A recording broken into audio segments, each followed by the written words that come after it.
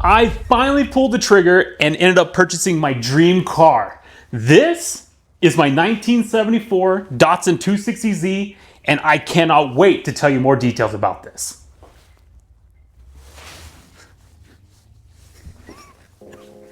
So, how did I get to this situation? So, a little backstory. Back in the 2000s, when I was a teenager, my dream car was a Datsun 240z. And at the time, they were already kind of difficult to find. So I went with the next best thing. I got a 240SX. And I fell in love with the Nissan brand ever since. I've always been into Nissans. I used to have a 350Z. So this has always been what I wanted. Now, fast forward to today, 240Zs, like most classic cars, they are skyrocketing in price. They are expensive, they're hard to get, and now there's like a purist thought behind them. Once you get a 240Z, you need to keep it original, you can't modify it, or else you are banished from the community.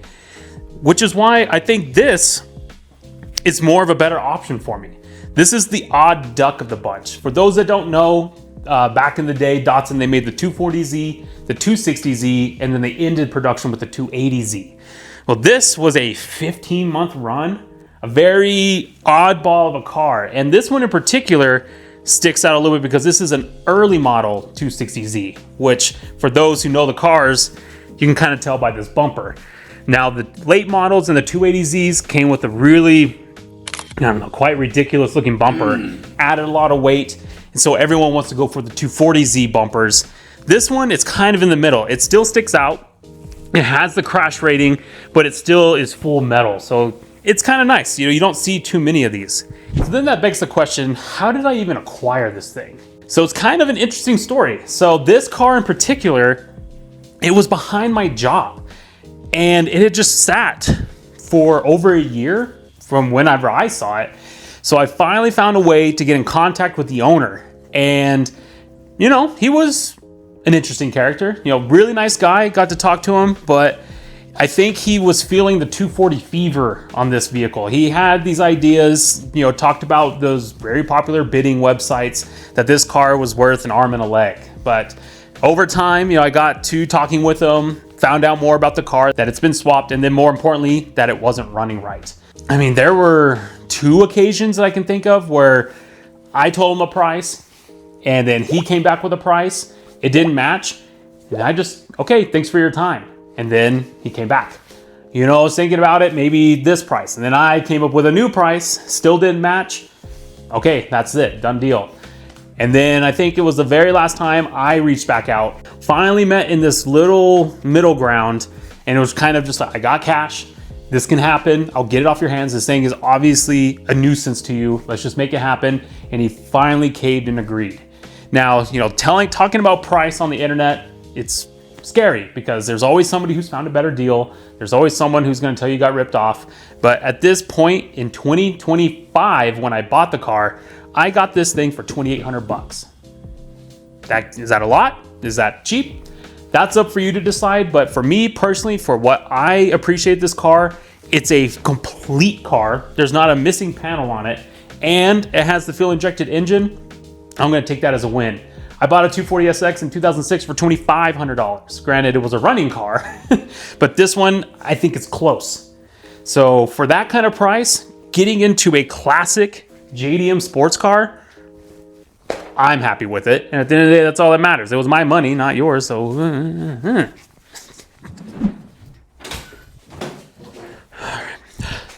and that's Dallas. Now, I think this just comes along with any car that's over 50 years old, is you're going to inherit somebody's questionable choices.